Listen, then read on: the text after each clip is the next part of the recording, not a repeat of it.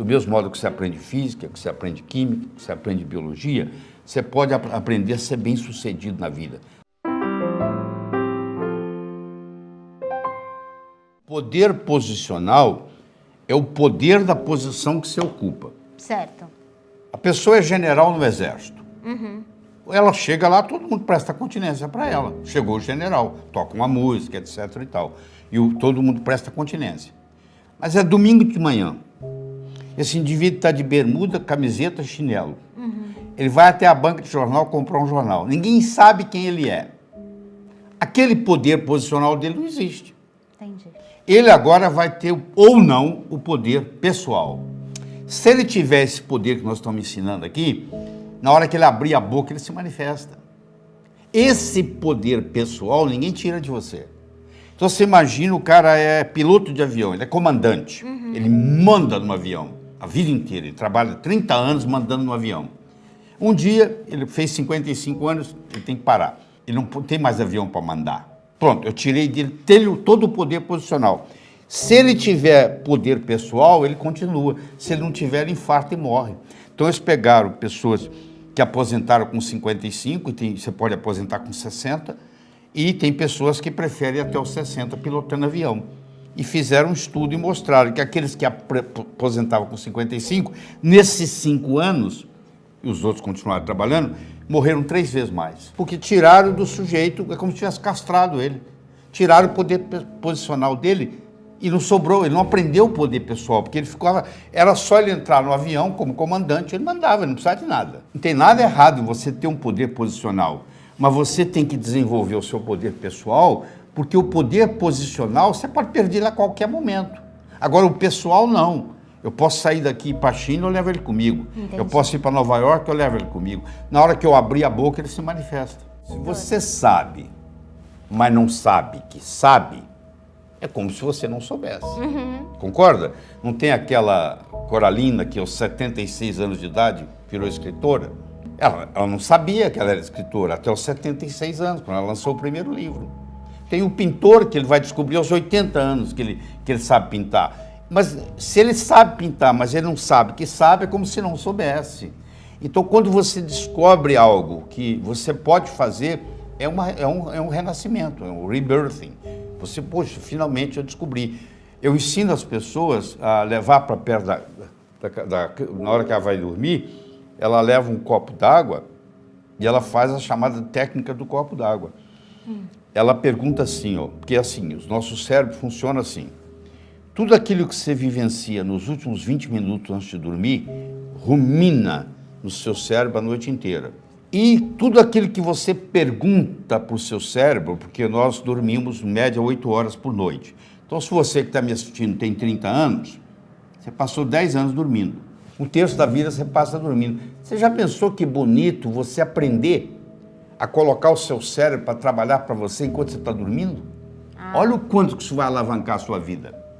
Então eu ensino a técnica antiga, milenar, do copo d'água. Eu faço a pergunta que eu estou querendo resolver hoje à noite, como é que eu vou fazer essa decisão amanhã? E eu tomo um pouquinho de água.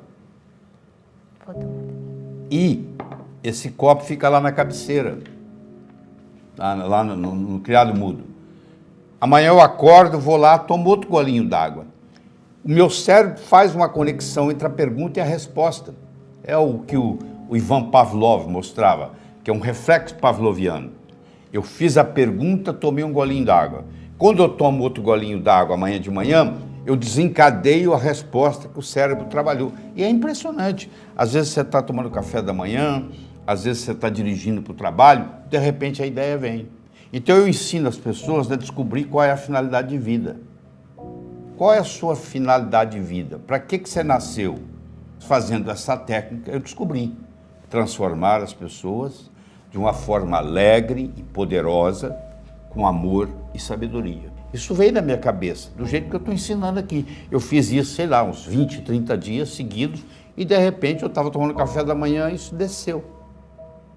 Quer dizer, o meu cérebro, o meu inconsciente respondeu.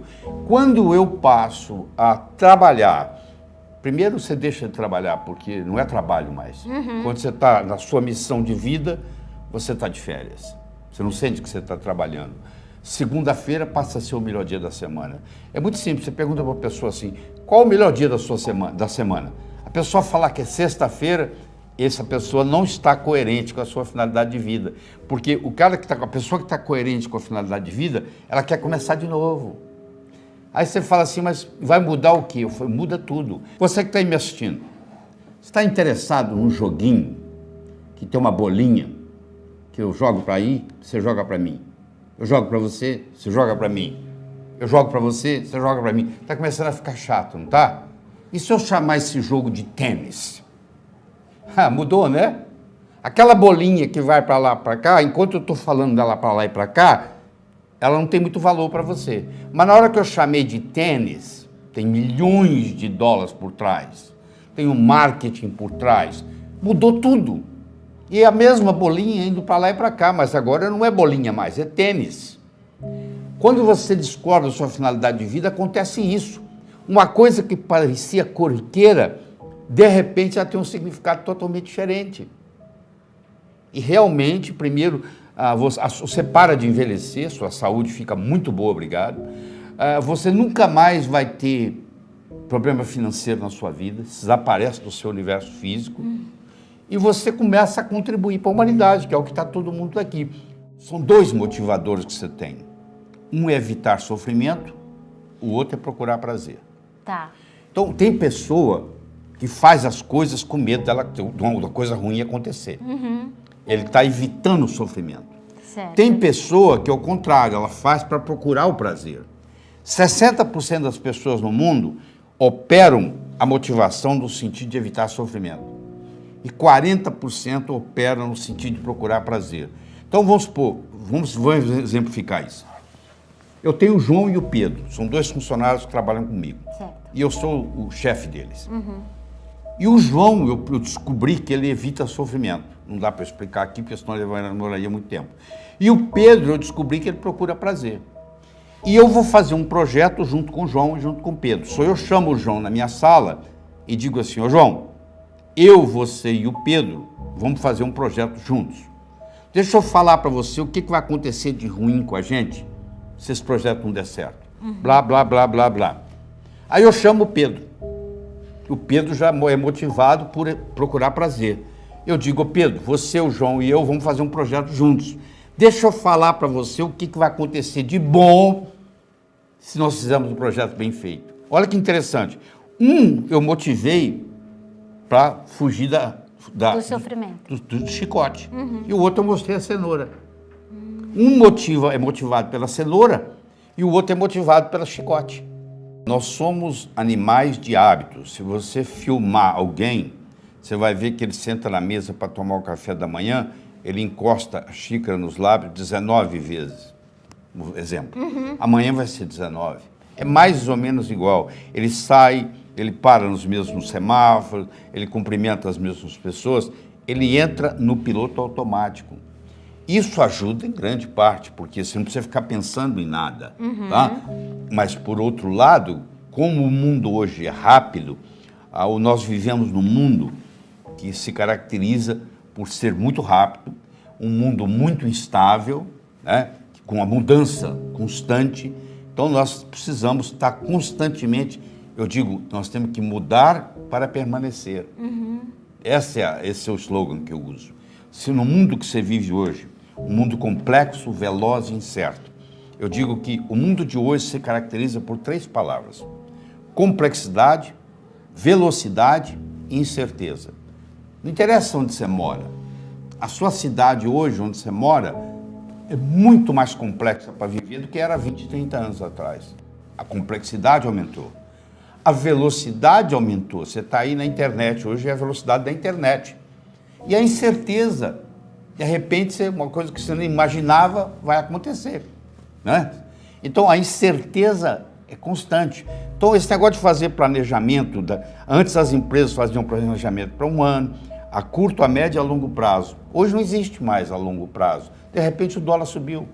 E aí, todo o planejamento que você fez para o ano, com o dólar a um preço e agora está muito mais alto, aquilo não tem significado nenhum. eu tenho que estar sempre criando e ajustando, criando e ajustando, criando e ajustando, o tempo todo. Nós queremos coisas que sejam convenientes, confortáveis e conhecidas. São os 3 Cs do conforto. Conveniente, confortável e conhecido. Só que as grandes transformações, elas ocorrem fora da zona de conforto. Então, quando eu dava o curso de sintonia, eu fazia assim, a pessoa só podia ir se ela estivesse disposta a compartilhar o quarto com alguém. Você imagina, eu quero um quarto sozinho, isso não tem. Você vai ter que compartilhar com alguém, faz parte da dinâmica. Quer dizer, mas tem muitos anos que eu não faço isso, você vai fazer. Eu tirava a pessoa do conforto. Ao invés de eu ir até 11 horas da noite, eu ia até as 3 da madrugada. E as grandes transformações ocorriam depois da meia-noite, onde o cérebro direito está atuando ainda e o cérebro esquerdo está cansado. Então, a mente crítica está ali. Quando ela cansa, eu faço os grandes breakthroughs. Então, quando toda grande transformação que ocorrer com você, vai ocorrer fora da zona de conforto. Se você mantém a zona de conforto e você tem conveniência, conforto, tudo conhecido, você não tem as grandes transformações, elas não ocorrem. Existe hoje uma disciplina nas faculdades de medicina, infelizmente não chegou ao Brasil, que se chama psico-neuro-endócrino-imunologia. Então, tudo está ligado. O meu psiquismo vai interferir no meu sistema imunológico. E o meu psiquismo é comandado pelo meu pensamento. E o meu pensamento é nada mais, nada menos, é um fenômeno eletroquímico, mas nada mais, nada menos, o modo como eu converso comigo mesmo. Qual é o meu self-talk? Como é que eu cuido de mim? Se eu pudesse aumentar essa voz que tem na minha cabeça, eu estaria elogiando a mim mesmo, eu estaria criticando a mim mesmo. Qual a relação que você tem com essa voz? E isso, às vezes, a pessoa está notando pela primeira vez. Ela está tão no automático, um peixe que nunca saiu da água, ele não sabe que ele vive na água. Uma pessoa que está acostumada com um self-talk negativo, um diálogo interno negativo, a vida inteira, essa pessoa não está consciente que ela tem esse diálogo interno negativo. E é uma descoberta, no momento que você tem uma tecla no computador que diz cancela. Na hora que vem um diálogo interno negativo, você cancela, cancela, cancela e substitui aquilo por um positivo. Tem gente que não consegue se comunicar com si mesmo, entendeu? O self-talk, o diálogo interno está comprometido. Isso repercute diretamente no sistema imune. E o sistema imune é a espinha dorsal da nossa fisiologia. Por que 10 pessoas entram numa sala, 2 gripam e 8 não tem nada? O vírus estava lá para todo mundo, porque aqueles 8 tinham um sistema imune mais resistente. Por que tem gente que come a mesma coisa numa família, um pega câncer, outro não?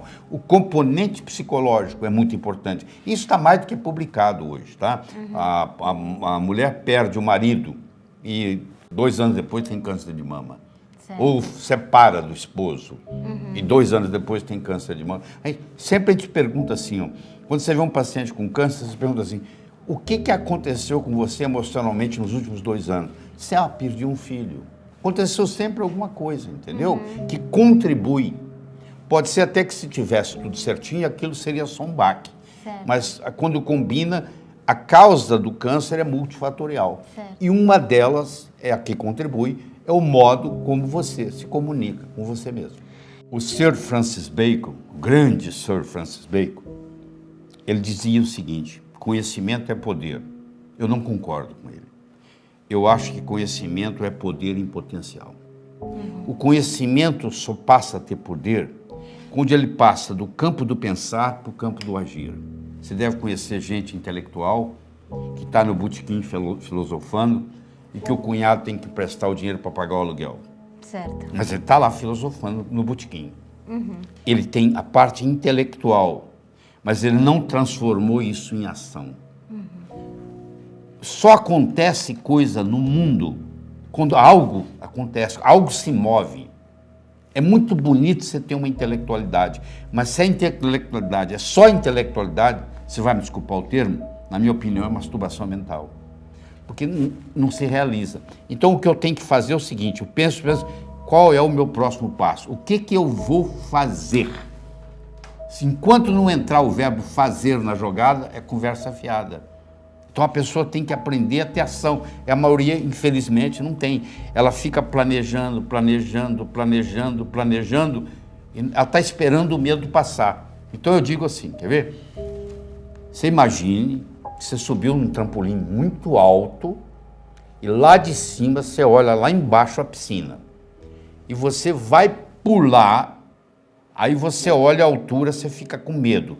Dá um frio no estômago. Você dá uns passos para trás, parou o medo. Você volta, o medo volta. Ou você pula com medo ou você não pula. Tá?